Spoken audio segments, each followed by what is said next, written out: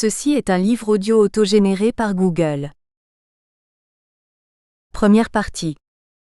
Préliminaire. 1. Psychanalyse et médecine.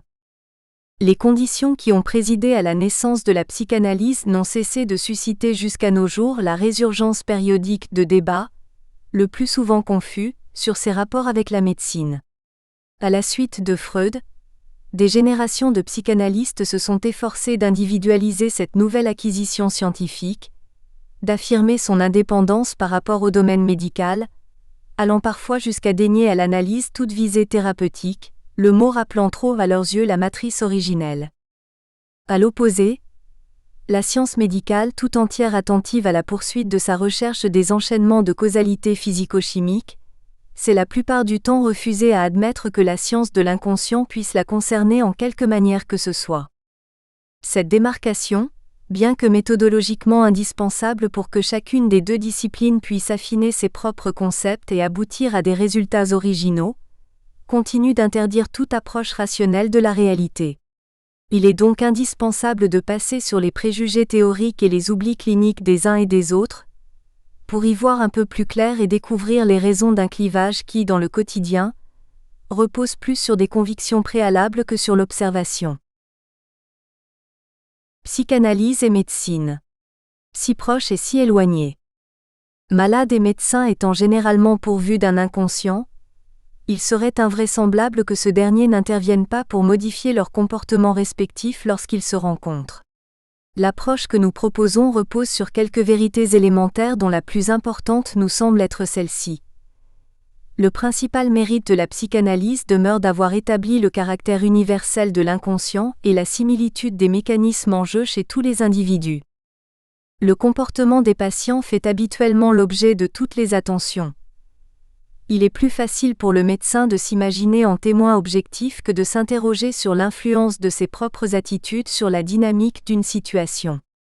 Il est malheureusement incontestable que les sympathies ou les antipathies immotivées du médecin, ou, à un degré de plus, ses réactions agressives aussi brutales qu'inattendues, ou encore ses impulsions irrésistibles le conduisant à s'occuper avec une attention exagérée d'un ou d'une patiente, modifie non seulement le déroulement de la consultation, mais aussi la qualité même de l'acte médical. Occultation de détails cliniques essentiels ou multiplication d'examens ou de recherches inutiles sont autant de causes d'échecs thérapeutiques, irritants ou culpabilisants. Il apparaît donc non seulement pertinent, mais indispensable de se pencher avec le même soin sur les états d'âme des médecins que sur ceux des patients. Ce seul point suffirait à justifier une formation appropriée. Mais aussi plaisant que soit ce travail, s'en tenir à lui, comme cela est fait trop souvent, équivaudrait à se cantonner à un domaine limité, maintes fois évoqué, mais dont la véritable nature n'est que rarement abordée, celui des aspects relationnels, celui de la sacro-sainte relation médecin-malade. Il y a là pour certains, une manière élégante de demeurer en surface et d'échapper au réexamen d'un corpus théorique médical figé. Pour attirantes que soient ces pratiques aux yeux de certains, et du fait de cette attirance même, elles n'en favorisent pas moins une excessive attention portée sur les humeurs, les émotions, le vécu. Bref, sur tout ce que Jacques Lacan qualifiait avec agacement et avec beaucoup de justesse de frottis-frottas affectif. Se cantonner à l'étude de la relation peut ainsi avoir l'inconvénient de favoriser une certaine forme d'hystérisation solidifiée, préjudiciable aussi bien à l'évolution personnelle des participants qu'à l'abord objectif des manifestations de l'inconscient en médecine. Son intérêt pédagogique, réel, ne doit pas détourner de la finalité d'une formation d'inspiration psychanalytique qui est de permettre un élargissement de la vision médicale et de convaincre de la nécessité d'étudier l'influence inévitable et souterraine des mouvements inconscients sur toutes les pathologies. Sans doute, au premier chef, dans le domaine de la psychopathologie où cela apparaît peut-être le plus clairement, mais également dans le domaine dit psychosomatique, tout autant d'ailleurs, et notre préoccupation est de ne surtout pas le négliger, que dans celui de la pathologie dite organique. Aussi bien, si certains analystes cherchent à démarquer leurs activités de toute attache ou coloration médicale, l'inconscient qui n'en a cure promène à leur nez et à leur barbe, tout autant qu'à celui et à celle des médecins ses paradoxes et ses turbulences. Un domaine privilégié. La situation ainsi définie amène inévitablement à poser deux questions fondamentales et complémentaires. Que faire de tout le matériel lié au processus inconscient recueilli, bon gré mal gré, dans la pratique, en particulier celle de la médecine générale? Est-il possible de l'utiliser au profit des patients? Ces questions préalables conduisent très logiquement à développer la réflexion sur un aspect de la réalité médicale généralement passé sous silence, le transfert. Son importance est mieux perçue depuis quelques années. Il est de plus en plus apparent, avec le recul du temps et la multiplication des travaux cliniques, que pour le psychanalyste comme le médecin de famille, l'approche et la compréhension de l'inconscient sont facilitées par des mouvements transférentiels spécifiques. Évidence, et à la limite la palissade, en ce qui concerne le premier nommé, puisque l'inconscient est son domaine de recherche et de pratique à l'exclusion de tout autre. Évidence clinique en ce qui concerne le second, bien que cela soit très généralement méconnu ou volontairement passé sous silence. Toute manifestation affective envers autrui trouve d'abord son origine dans nos conditionnements premiers. Toutes nos conduites sont régies par les empreintes laissées en nous par les personnages clés de nos premières années, et ce, même si nous nous refusons parfois à l'admettre lorsque nos attirances et nos rejets nous semblent par trop absurdes. Dans la mesure où, par définition, patients et médecins de famille se choisissent librement, la rencontre sera nécessairement déterminée par les ressemblances avec les circonstances anciennes et les images inconscientes conservées par les uns et les autres. Du côté du patient, la relation ne se poursuivra que dans la mesure où les sentiments et les mouvements instinctifs archaïques pourront se projeter sur un objet spécifique, privilégié parce que les évoquant. Plus cet objet se rapproche, et plus le passé s'actualisera. Plus il semblera détenir de connaissances et de pouvoirs mystérieux, et plus les conditionnements anciens produiront leurs effets. Du côté du généraliste, plus il se rapproche de son patient et plus ses propres profondeurs seront sollicitées, moins il pourra se dispenser de comprendre ces phénomènes pour les maîtriser et être plus opérant. Transfert du patient et contre-transfert du médecin se répondent ainsi en permanence, influencent toute situation, modifiant aussi bien le climat des rencontres que, comme nous le verrons dans chacune des histoires rapportées plus loin, l'expression des pathologies. Un domaine de recherche négligé. Le milieu de vie habituel des patients est le domaine de prédilection de la médecine de famille. Or, nous possédons de plus en plus d'arguments pour avancer que c'est dans cet environnement que peuvent s'observer de la façon la plus exacte et la plus favorable des effets d'inconscient dans des conditions que nous pouvons qualifier d'éthologiques. Il est important de redire que le mérite de Michael Balin est d'avoir le premier eu l'intuition qu'un champ de recherche pouvait s'ouvrir autour de ce qui était jusqu'alors considéré comme la plus banale des positions, et qu'il est tout à fait dommage que ses continuateurs n'aient pas persévéré dans cette voie. On constate en effet que, par un curieux phénomène d'appropriation, nombre d'animateurs de groupes de formation psychologique, exerçant en institution ou hors institution, se réclament explicitement ou implicitement de Balin. En quelques années, le nom propre est devenu un nom commun. Pour tous ceux qui se piquent de pratiques formatrices, faire du Balin est une locution banale, mais malheureusement génératrice de confusion.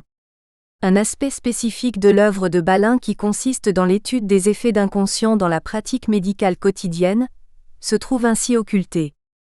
Le lien que Michael Balin a pu établir entre ses approches théoriques et les faits observés en médecine de famille, décryptés au cours des années de recherche avec des groupes de médecins généralistes, reste méconnu, aussi bien dans l'univers des professionnels de la psychologie que dans celui de l'université médicale. En fait, aussi éloignées qu'elles paraissent l'une de l'autre à un examen superficiel, la pratique qui a lieu dans le silence du cabinet de l'analyste et celle qui s'opère dans le brouhaha de la vie quotidienne du médecin de famille permettent toutes deux de saisir au vol l'inconscient dans ses jaillissements imprévus, d'observer ses apparitions toujours prêtes à se dérober et de les ordonner, au fil du temps, pour y reconnaître un sens. Qu'il s'agisse de deux champs d'expérience différents ne doit plus masquer les similitudes entre les formes d'expression des phénomènes psychologiques rencontrés et les réponses techniques qui leur sont données, ni les correspondances profondes qui existent entre les deux positions, du médecin et du psychanalyste, et leur confèrent, à travers leur apparente altérité, une originalité commune. Telle est l'hypothèse que nous nous sommes employés à vérifier tout au long d'une longue carrière, tant dans nos séminaires de la faculté de Bobigny depuis le début des années 1970 que dans nos travaux de recherche.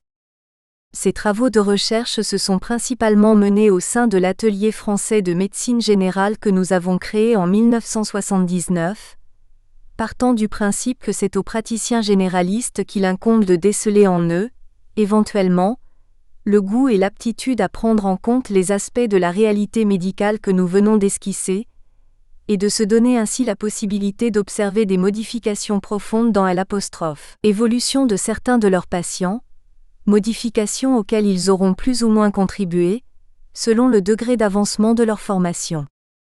Mais quoi qu'il en soit de leur engagement, il nous semble que la connaissance de ce que nous allons exposer maintenant est indispensable à tous ceux qui ont à s'aventurer sur le territoire de la médecine générale. Faute de posséder cette connaissance, ils risqueraient d'assister désorientés et impuissants à des évolutions auxquelles ils ne comprendraient rien. La possédant, ils auront du moins la ressource de proposer à leurs patients dans un grand nombre de situations, un recours adapté. 2. Le médecin de famille. Pour accompagner la démarche d'explicitation d'une certaine réalité médicale, entreprise dans cet essai, un rappel historique s'impose. La décennie qui suivit le retour au pouvoir du général de Gaulle fut marquée par une série de réformes d'une portée considérable. L'une des plus importantes, mais pas nécessairement celle qui attira le plus l'attention, concerna la médecine. Considérée à l'époque comme une avancée intéressante, la réforme Debré a pourtant modifié profondément les conditions d'exercice dans un sens que n'avait pas imaginé son concepteur et dont nous subissons les conséquences aujourd'hui. L'essentiel de la réforme consistait à instituer le temps plein hospitalier, c'est-à-dire à faire des médecins considérés comme les plus compétents et les plus titrés, des fonctionnaires d'une espèce particulière. L'hypothèse qui sous-tendait cette modification radicale de l'exercice médical s'appuyait sur la conviction que les trois fonctions institutionnelles que sont la recherche, l'enseignement aux étudiants en médecine et les soins, pouvaient et devaient être assumées pour toutes les disciplines par les mêmes personnes et dans un lieu uni. À l'intérieur des centres hospitaliers universitaires, les CHU, devaient désormais officier des professionnels omniscients.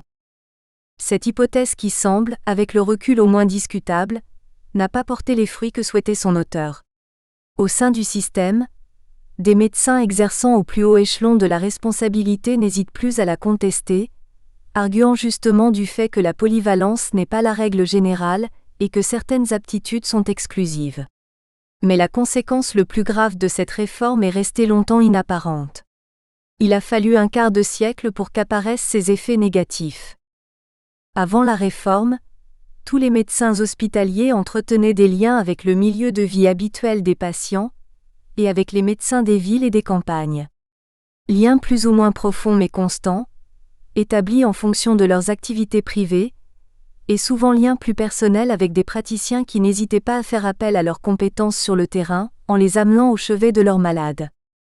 La plupart d'entre eux possédaient ainsi une connaissance directe des aspects spécifiques de la médecine générale. Or, cette connaissance s'est peu à peu délitée dans la mesure où, les années passant, de nouvelles générations de médecins, formés presque exclusivement en milieu fermé, accédaient à la responsabilité des services au sein des CHU. Sous les effets conjugués de l'éloignement du milieu de vie normal et du sentiment de posséder un savoir exhaustif, s'est constituée la croyance selon laquelle la médecine interne, pratiquée dans les services du même nom, et la médecine générale dont le domaine se situait dans un autre espace, ne faisaient qu'un. L'université de médecine s'est alors trouvée dans l'incapacité de promouvoir une discipline dont elle ignorait les fondements, persuadée que l'objet de la médecine réside essentiellement dans la recherche, le classement et le traitement des maladies physiques, tout le reste devant être confié aux psychiatres, psychologues et autres professionnels du psychisme. Enfin, l'instauration d'un numerus clausus limitant de façon drastique le nombre des étudiants en médecine a aggravé la situation. L'aboutissement en a été la raréfaction des médecins de famille, contribuant largement à la rupture du maillage social, rupture dont on a pu voir les effets dévastateurs au cours de l'été caniculaire 2003. Paradoxalement, dans le temps où notre pays voyait se renforcer sa tendance à l'hospitalocentrisme, la médecine générale réaffirmait son identité à travers une volonté européenne de promouvoir des actions de recherche spécifiques, volonté rassemblant des enseignants généralistes des principaux pays de la communauté européenne auxquels étaient venus s'adjoindre des représentants de la Hongrie et l'Allemagne de l'Est. La première conférence sur l'enseignement de la médecine générale eut lieu à Bruxelles en 1970 sous les auspices de la Société flamande de médecine générale, mais c'est en 1974 que fut constitué le groupe de recherche qui élabora la définition européenne adoptée le 28 septembre 1977 par le Conseil des ministres de la Communauté, résolution 77/30e.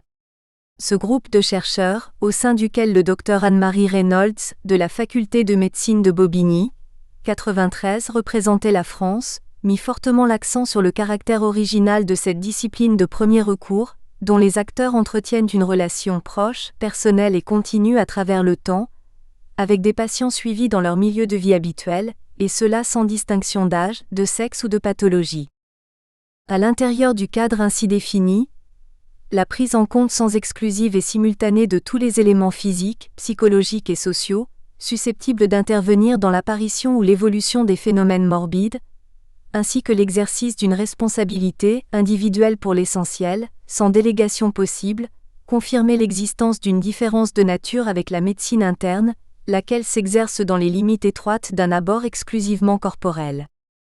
La médecine générale, médecine de la personne considérée dans son unité et sa globalité, médecine psychosomatique au vrai sens de ce terme, demandait pour répondre aux multiples exigences de son exercice le renfort des sciences humaines.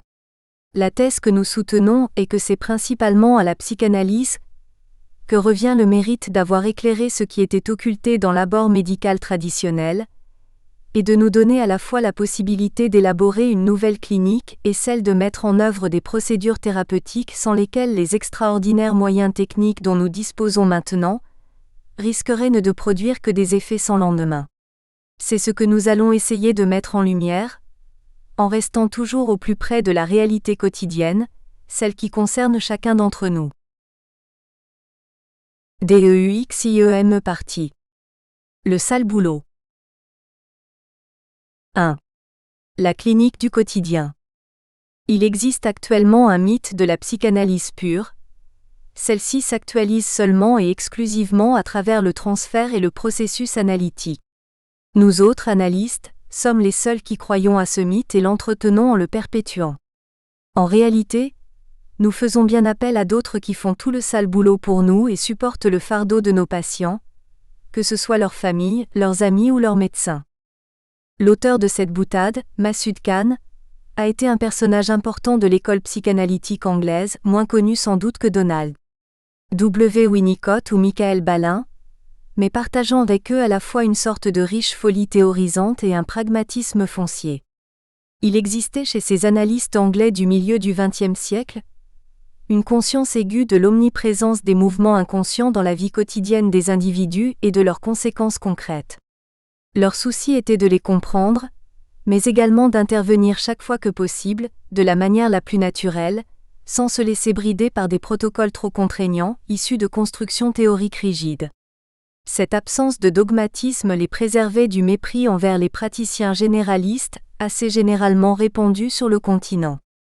En cela, ils différaient de leurs homologues français, qu'ils soient freudiens orthodoxes ou lacaniens, qui restent à ce jour encore préoccupés, comme nous l'avons vu précédemment, de délimiter leur domaine et leurs pratiques, et de préserver un espace considéré comme noble. Qu'est-ce donc que ce sale boulot évoqué par Masood Khan ? Tout simplement ce qui fait le fond de la pratique du médecin de famille, les multiples déguisements, physiques, psychologiques ou sociaux qui recouvrent les demandes adressées chaque jour à celui que les patients reconnaissent comme leur médecin. Nous reviendrons longuement dans la partie théorique de cet ouvrage sur le concept de demande, et sur ces autres concepts clés que sont la distance, la rassurance, etc. Nous essayerons d'approfondir leur signification, et de les articuler avec le reste des connaissances scientifiques. Au stade où nous en sommes, il nous faut montrer comment les phénomènes morbides se déroulent dans les conditions de vie habituelles, en nous référant à leur classement habituel. Il y a d'abord l'immense domaine des manifestations fonctionnelles. C'est à dessein que nous utilisons cette locution empruntée au discours académique. Il importe d'exposer d'emblée ce qu'elle dissimule. Nous pourrons ainsi mesurer l'ampleur du malentendu qui tend à réduire peu à peu l'exercice de la médecine générale à la bobologie. Ce néologisme dévalorisant, utilisé avec jouissance par certains et avec une complaisance humiliante par trop de généralistes, masque l'immensité de la tâche dévolue à une catégorie de médecins dont nous allons découvrir, dans une mosaïque d'observations significatives, le véritable rôle. Les manifestations fonctionnelles rassemblent les troubles qui motivent le recours au médecin le plus proche, sans qu'un sentiment d'urgence ne s'y associe nécessairement. Ce sont tous les troubles des régulations physiologiques, spontanées ou provoquées par des interventions extérieures, susceptibles de provenir d'altérations anatomiques ou du moins ressenties comme telles par les individus. En quelque sorte, des états frontières qui dans la majorité des cas ne se transforment pas en lésions objectivables lorsque des prescriptions simples sont renouvelées à la demande. Constipation chronique ou diarrhée banale récidivante, maux d'estomac, céphalée ou douleur de siège variable, palpitations ou insomnie.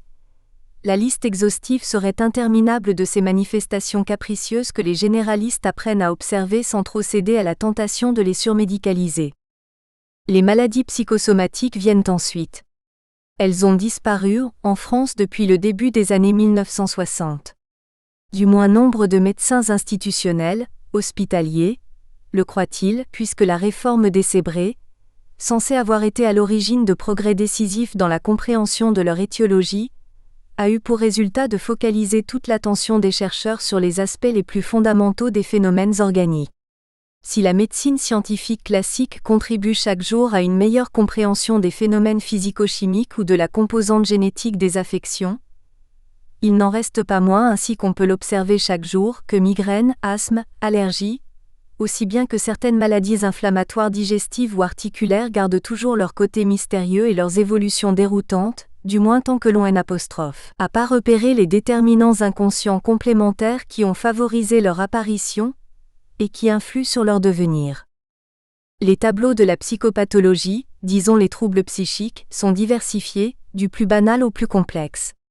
On ne saurait les élucider sans l'aide de la théorisation analytique, mais leurs acteurs ne se plient souvent que malaisément à la discipline du cursus psychothérapique, que ce soit sur un divan ou en face à face.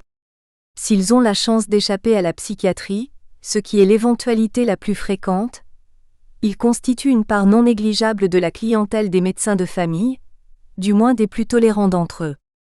Nous verrons que souvent dissimulés derrière les manifestations fonctionnelles évoquées plus haut, les troubles anxieux ou dépressifs, les affections névrotiques ou psychotiques sont omniprésentes.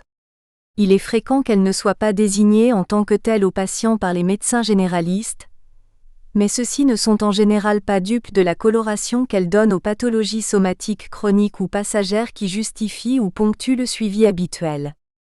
Les vraies maladies, nous utilisons toujours le vocabulaire académique, close ce catalogue. Cancer, maladies métaboliques, cardiovasculaires ou infectieuses, qui sont réputées ne jamais être influencées par le psychisme de leurs porteurs. Pourtant, même en ce qui les concerne, quelques notions de psychologie et la précaution de se former à l'écoute modifient significativement le regard qu'on peut leur porter. 2. Les maladies fonctionnelles. Pour la plupart des médecins hospitaliers et spécialistes, les maladies fonctionnelles concernent des patients qui n'ont rien.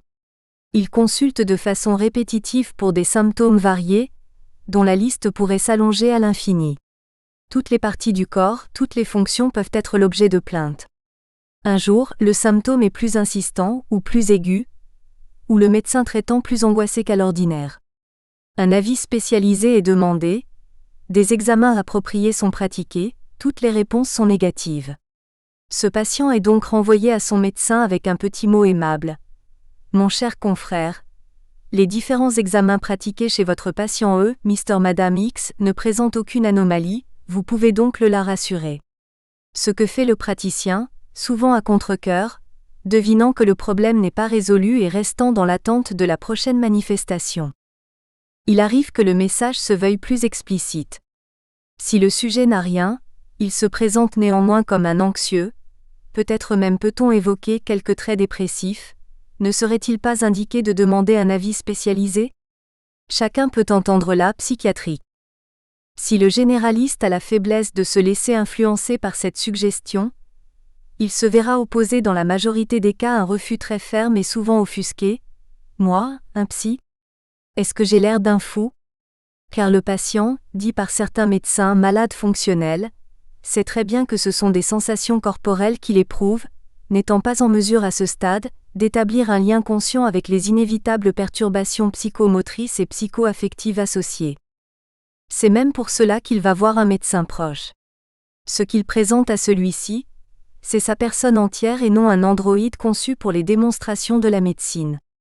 Il faut parfois des jours, si ce n'est des semaines, pour qu'un patient fasse le lien entre les accès de palpitations angoissants qui le réveillent à intervalles réguliers, le travail qui l'épuisait et l'agressivité harcelante de son supérieur hiérarchique. De même, il faudra souvent des années pour que la patiente migraineuse évoque au hasard d'un échange informel les problèmes constants que lui crée sa belle-mère ou une autre personne de son entourage et qu'elle a subis jusqu'ici sans rien dire, mais non sans ressentiment. Ces situations fréquentes, parfois négligées et dévalorisées sous l'appellation d'anecdotes, recouvrent en réalité des pathologies complexes, susceptibles de modifier le cours de la vie des patients qui en sont victimes. Parfois, comme nous allons le voir, le consultant a moins de chance. Un défaut est décelé dans le fonctionnement d'un de ses organes, un traitement est institué et l'on appose sur le malade l'étiquette de la maladie. Il arrive, surtout dans le champ des allergies ou des troubles endocriniens, qu'une étiquette posée à la hâte et inappropriée ne puisse être décollée qu'au bout de longues années. Telle patiente, suivie durant 15 ans pour un dérèglement thyroïdien attesté par des dosages sanguins perturbés et une prise en charge endocrinologique, s'est ainsi retrouvée avec des examens de laboratoire normaux lorsqu'elle a changé de région et que son nouveau médecin a préféré mettre l'accent sur des symptômes dépressifs qui n'avaient jamais été pris en compte. Tel adolescent, considéré depuis toujours comme polyallergique, victime d'un choc dit anaphylactique qui a failli l'emporter lors d'une désensibilisation hasardeuse, signifie énergiquement à ses parents qu'il ne se prêtera plus à aucune intervention dans ce domaine, casse sa tirelire pour s'offrir un VTT, court les bois avec ses copains et ne présente plus jamais de manifestations allergiques. La continuité de la relation en médecine de famille a permis d'éclairer un peu ce chapitre troublant, décevant tout autant pour les patients rebutés ou étiquetés que pour les médecins non préparés à affronter ces situations. Quelques observations significatives vont nous permettre d'avancer un peu sur ce sujet. Il s'agit donc d'une pathologie polymorphe et répétitive, et c'est parce qu'elle s'adresse spécifiquement aux médecins de famille au long des années que sa nature fonctionnelle est repérable et sera dans un second temps décryptable. C. De l'utilité d'avoir du répondant. Madame J, âgée de 66 ans, est suivie dans le cadre d'un cabinet associant 2 médecins depuis une dizaine d'années. L'ajustement avec le médecin qui rapporte le cas n'a pu se faire dans un premier temps. Il n'a pas établi de diagnostic clair et audible pour la patiente, qui a donc préféré s'éclipser. Elle est partie se faire suivre durant tout un temps par son associé. Quelques mois plus tard, hasard ou bien nécessité, elle revient au cours des vacances de celui-ci. À la surprise du médecin, elle présente un grand nombre de maladies bien définies, authentifiées par des spécialistes ad hoc. Cardiologues, rhumatologues, gastro-entérologues et même psychiatres y sont allés de leur étiquetage et de leur prescription. Certes, à son âge, Madame J a bien le droit de présenter dans son corps et dans sa tête quelques dysfonctionnements, mais attendez la suite. Nous sommes au mois d'août, le médecin est seul. Quoi de plus simple que d'assurer l'intérim sans poser de questions, en reproduisant l'ordonnance du confrère, avec le dossier informatisé, rien de plus facile. Seulement la patiente ne l'entend pas de cette oreille. Le temps des vacances passées, elle reste. Elle revient régulièrement à la charge. Elle insiste sur l'aggravation de son état. Progressivement, les plaintes se modifient, c'est sur des douleurs qu'elle concentre ses revendications. Elle veut être soulagée, mais conteste l'efficacité de tous les médicaments. Vient un moment où le médecin refuse d'aller plus loin dans l'escalade des réponses par des traitements justement dits symptomatiques, et lui signifie fermement qu'il ne peut pas faire mieux. Il lui enjoint de supporter ses douleurs, sans pour autant interrompre les médicaments destinés à corriger des anomalies précises. Normalement, la patiente déboutée devrait s'en retourner vite fait retrouver l'associé. Or, deuxième surprise, elle ne bronche pas, elle accepte et revient régulièrement. Le médecin en profite pour lui proposer un antidépresseur doux. Devant cette réaction inattendue, se justifie-t-il, je me suis dit que je pouvais essayer quelque chose d'autre. Et le miracle se produit, lentement au début puis comme une éclosion. Et la voilà qui commence à se redéployer, qui se redresse, maigrit, se remaquille, abandonne le jogging pour le tailleur Jean Chanel, les baskets pour des escarpins, l'écharpe pour le foulard.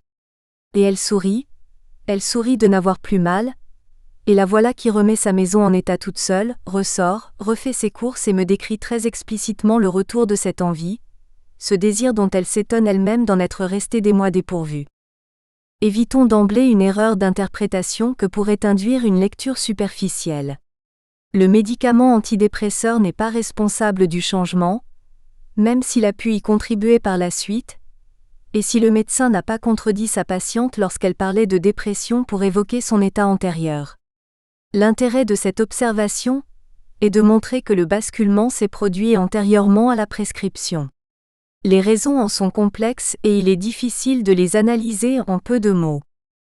Soulignons simplement pour l'instant que la situation s'est modifiée lorsque le médecin a pris le parti de refuser de répondre à chaque symptôme par un médicament. Il n'a plus accepté de prescrire, mais sa décision laissait entendre que cela était possible. Il n'a pas cherché non plus, comme on peut le préconiser parfois, à trouver un sens aux différents symptômes présentés. S'il l'a fait, il n'en a en tout cas rien laissé paraître. La perception intuitive du changement qui unifiait la symptomatologie autour de la douleur l'a peut-être mis en éveil. Sans doute a-t-il estimé, sans en être d'abord tout à fait conscient, qu'il pouvait manifester sa présence et jouer le rôle pour lequel il était maintenant désigné. Son refus apparent d'accéder aux exigences de soulagement de la patiente était en réalité acceptation d'une plainte plus profonde qui n'avait pas été entendue jusque-là. Que sont devenues les maladies antérieures ? Elles ont repris une dimension naturelle et n'entravent plus le jeu de l'existence. Sans doute sont-elles encore présentes en tant que dysfonctionnement corrigé, mais elles n'occupent plus le devant de la scène, loin de là. Résumons l'évolution qui s'est produite en quelques années. Nous observons dans un premier temps une rencontre insatisfaisante, un long moment d'incertitude. Le médecin cherchait à comprendre, mais ne décelait rien qui lui semble digne d'être systématisé et de porter un nom savant. La patiente, déçue parce qu'elle ressentait réellement des sensations physiques pénibles, et parce qu'elle attendait que la médecine lui fournisse des explications, est allée porter sa demande ailleurs. Au sein de cet ailleurs, on lui a donné satisfaction. Tous les symptômes ont été attribués à des organes précis, toutes les anomalies physiques trouvées ont reçu un nom. Pourtant, malgré les apparences, elle n'était pas encore satisfaite. Le retour obligé vers le premier confrère pour cause de période estivale l'a vu affiner sa position. Elle s'est exprimée dans un autre registre. Revendiquant à travers la douleur, elle relançait sans cesse le praticien jusqu'à l'obliger finalement à prendre une position intransigeante. Dénouement inattendu, le tableau s'en est trouvé modifié de fond en comble. Des mots induits, démasqués ou réprimés. Nous examinerons plus tard les raisons profondes qui ont amené cette heureuse issue. Résumons-les pour l'instant sous cette forme. Pour que les envies puissent renaître, que le désir de vie se manifeste, il faut un répondant. Il faut la rencontre de deux désirs conjoints. Le point que nous souhaitions mettre en évidence dans un premier temps est l'importance variable attribuée par les sujets à des manifestations physiques qui ne sont ni évolutives, ni invalidantes, en fonction des convictions ou des angoisses du médecin et de la réponse que celui-ci donne. Ces manifestations pathologiques peuvent monopoliser toute l'attention et le discours des patients, se répéter de façon immuable durant des décennies, aussi bien que disparaître mystérieusement lors de la survenue d'événements de vie inattendus ou, comme c'est le cas ici, de changements de médecin. Dans notre observation, le processus de changement a été favorisé par la connaissance antérieure que possédait le médecin de cette patiente, et le travail psychique d'élaboration alimenté par sa perplexité du début. Il arrive que le changement soit plus spectaculaire encore, lorsque les circonstances provoquant la rencontre d'un patient et d'un médecin complètement inconnus l'un de l'autre. On assiste alors parfois à l'abandon d'une pathologie antérieure au profit d'une autre totalement différente, comme si s'était opéré une nouvelle donne ou conclu un accord tacite pour changer le terrain de la rencontre. Il n'est pas sans saveur que le médecin précédent, s'il en a connaissance, ne reconnaisse plus son malade dans celui que lui décrit le nouveau praticien. Ce n'est pas que les perturbations physiques antérieures aient disparu, mais leur importance est relativisée en fonction des croyances de chacun et des attractions transférentielles grâce auxquelles les deux inconscients se sont retrouvés. Nous avons parlé au début de pathologies répétitives et polymorphes. L'histoire de Madame J est pour nous particulièrement démonstrative dans la mesure où, partant d'une situation inorganisée, on peut voir des pathologies diverses venir occuper tout l'espace de la relation puis rentrer dans l'ombre. Voici maintenant un exemple de trouble répétitif, mais cette fois-ci univoque, qui illustre différemment la question des patients dysfonctionnels. Malaise dans les articulations. JM. À la quarantaine, il est connu de son médecin généraliste depuis 18 ans. La relation remonte à l'époque de son mariage et à la naissance de sa fille. Il est séparé de son épouse depuis longtemps et semble vivre seul. Il est enseignant à la faculté. En dehors des affections banales ou saisonnières, l'essentiel de sa pathologie au cours de toutes ces années a été osseuse et articulaire. Certes, il pratique très régulièrement et violemment des sports, tennis, ski ou sport de mer, mais si l'attention du médecin a été attirée par la répétition des traumatismes, c'est surtout leur bénignité habituelle qui l'a intrigué. Au début, je l'examinais, je faisais même des radios, je lui ai fait consulter des chirurgiens qui n'ont jamais opéré. Un tennis elbow tenace a été, parmi d'autres, l'exemple de ces pathologies récidivantes. Peu à peu, le médecin en vient à renoncer aux examens compliqués, quelles que soient les localisations en cause. Cheville, genou ou rachis motivent les plaintes. Impotence et douleur justifient le recours à une consultation. Dans l'esprit du praticien, aucun doute. Si les lésions sont minimes, les douleurs, elles, sont à prendre en compte sérieusement. Très progressivement, au bout de plusieurs années, et devant son insistance patiente, Monsieur commence à faire le lien entre ses douleurs et son état permanent de nervosité. De son côté, le médecin a appris à déceler derrière les plaintes physiques les difficultés existentielles de son patient. L'éloignement de sa fille qui, dès l'âge de 8 ans, ne souhaite plus rester seule avec lui, au point de repartir un jour à l'improviste chez sa mère, son impossibilité de passer ses périodes de vacances ailleurs qu'au sein d'un milieu familial qu'il décrit de façon sarcastique, constitue un ensemble hétérogène, mais incite finalement son médecin à lui conseiller d'entreprendre une psychanalyse. Les manifestations fonctionnelles ne disparaissent pas pour autant, mais donnent au médecin l'occasion d'assurer dans la continuité sa fonction de rassurance, puis d'entériner l'impasse à laquelle aboutit JM. Au bout de 5 ans, incapable, prétend-il, de raconter certaines choses à une femme, fût-elle psychanalyste. Le médecin conseille fermement à son patient de reprendre un travail analytique, au besoin avec un homme, car il perçoit de mieux en mieux les perturbations névrotiques complexes accompagnant ces manifestations physiques fonctionnelles, et leur servant en quelque sorte de soubassement. Dissimulé derrière une symptomatologie écran et son agitation motrice, compensatoire, l'inhibition affective et une sexualité incertaine conditionnaient l'existence de cet homme. Le médecin n'a pas été dupe, mais on imagine aisément ce qu'il serait advenu s'il était resté dépendant de conceptions médicales mécanicistes.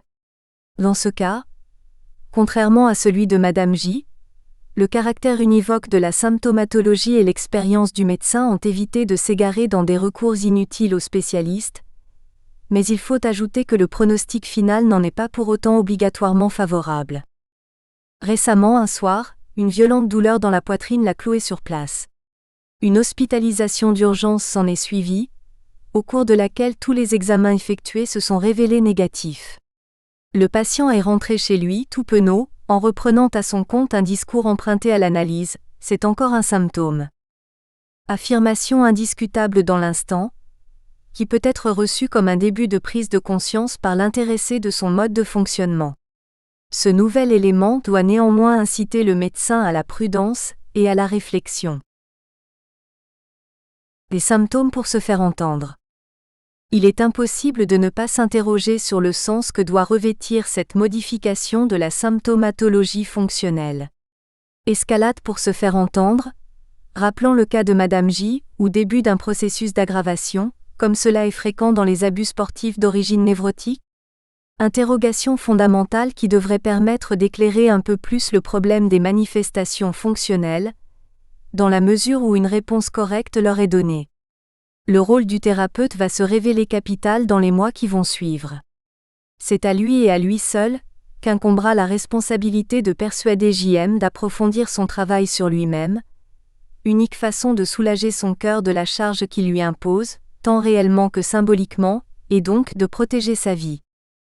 Une certaine forme de pensée médicale, qui se déforme facilement en idéologie, veut que priorité soit toujours donnée à la recherche de la lésion organique, visible, objectivable et accessible à un traitement codifié. Pour elle, la fonction essentielle du médecin est de traquer la maladie considérée comme une entité, au sens philosophique du terme.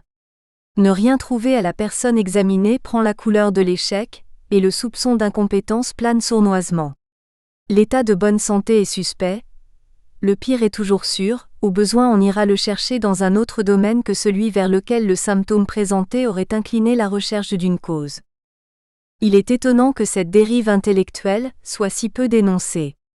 Elle est pernicieuse dans la mesure où elle entretient la fausse querelle du psychosomatique, opposant en une sorte de mascarade les tenants du tout organique à ceux du tout psychique, alors que le mot même de psychosomatique fait le lien entre la psyché et le soma, le psychisme et le corps.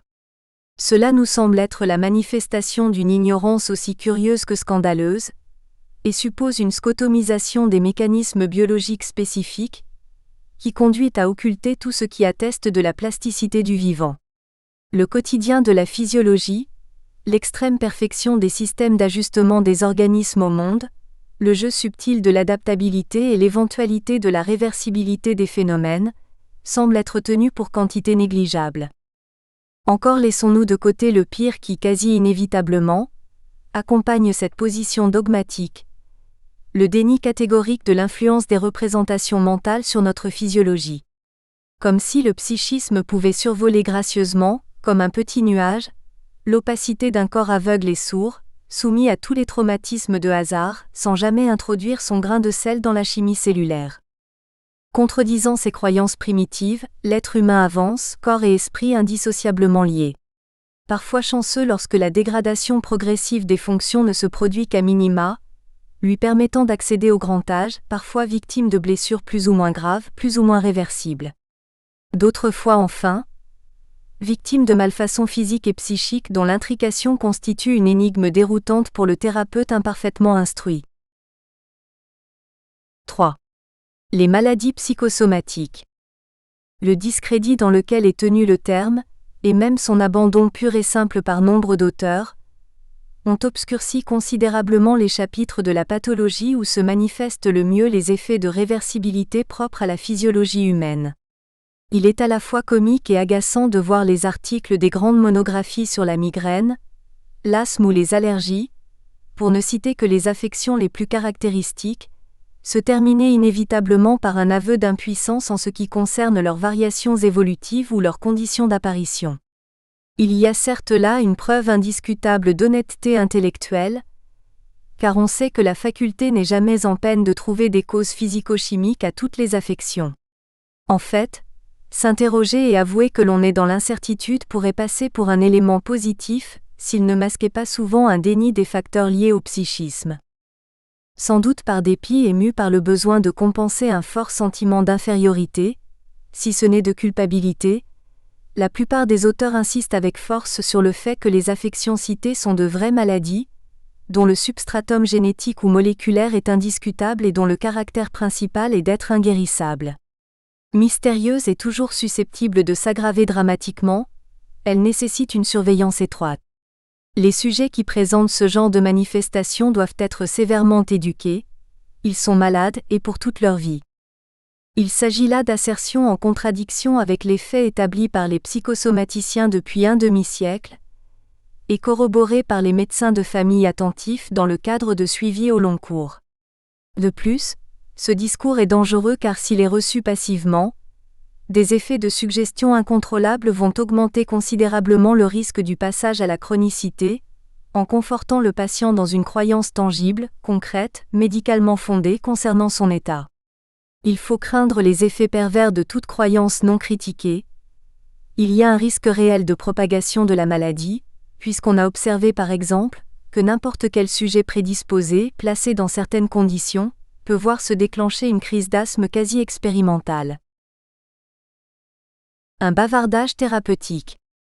Le caractère iatrogène de ce discours devient tout à fait préoccupant lorsqu'on aborde le domaine de l'urgence. L'ignorance des facteurs psychologiques en cause dans le phénomène asthmatique peut être mortifère, l'angoisse irrationnelle du soignant décuplant celle du soigné et le conduisant à l'asphyxie. 2 exemples récents tirés de notre expérience de groupe de recherche et de formation en psychosomatique, mise en place pour les internes en médecine générale à la faculté de Bobigny, illustrent cet aspect de la pratique. Quelque part en France, dans un grand ensemble hospitalo-universitaire, le chef de service de pédiatrie a une opinion bien arrêtée sur la compétence des médecins généralistes. Pour prévenir les catastrophes toujours à redouter de leur fait, il a pris le parti de conserver auprès de lui le résident, l'interne futur généraliste, qui lui est attribué. Celui-ci, chargé d'assurer une sorte de secrétariat sous surveillance rapprochée, est amené à observer de près le cas d'une asthmatique de 9 ans, Sonia. L'histoire de la fillette semble dans un premier temps assez simple. Le début apparent des crises remonte à quelques mois, 2 ans peut-être. L'inquiétude de la mère lui a fait renoncer à recourir à un médecin de ville, pour bénéficier d'une prise en charge très spécialisée. Les examens habituels sont pratiqués, le traitement que préconisent les recommandations dites consensuelles en pédiatrie est mis en route. L'ennui, c'est que l'état de Sonia ne s'améliore pas. Au contraire, la fréquence des crises augmente. De mensuelles, elles deviennent bimensuelles, puis hebdomadaires.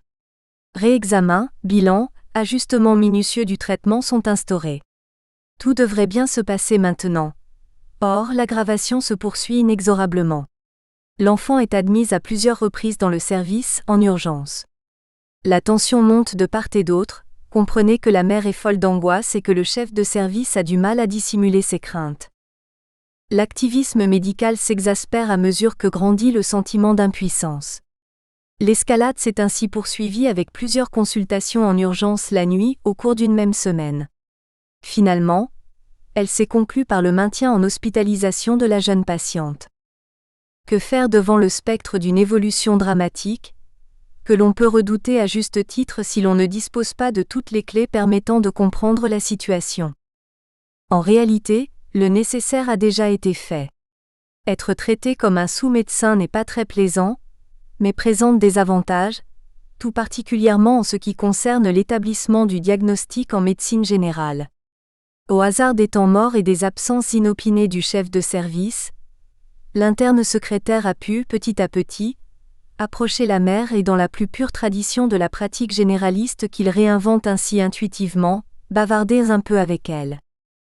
Avec lui on peut parler, puisque ce n'est pas un vrai médecin. La moitié manquante de l'histoire lui est donc délivrée. Elle apparaît dans toute sa gravité et révèle l'intensité des souffrances dissimulées derrière les symptômes physiques de l'enfant, aussi bien que les traumatismes subis par la mère. Les crises d'asthme ont débuté alors qu'on découvrait chez une personne très proche une maladie maligne qui a entraîné son décès en quelques mois, et leur aggravation s'est produite après cette disparition. La fusion facteur asthmogène.